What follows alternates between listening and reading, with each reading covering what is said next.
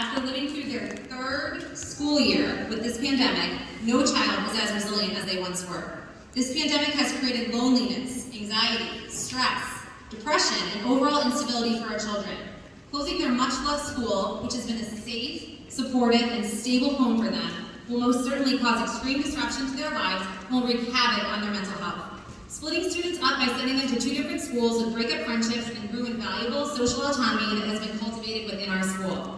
Closing schools during a pandemic is not in the best interest of our children. It's like kicking them when they're already down. Please say no to concept one. Our children's mental health and well-being depends on it.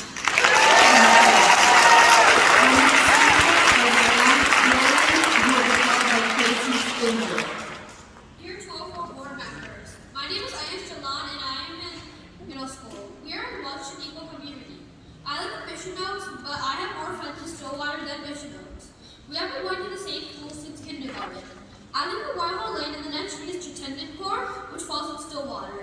We walk to each other's houses to play basketball, talk about school, doing group projects, enjoying festivals together, and much more.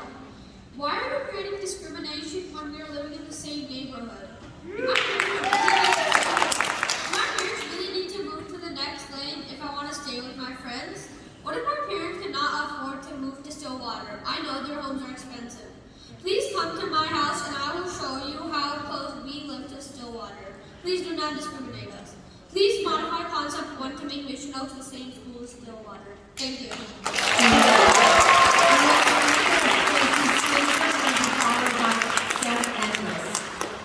Hello.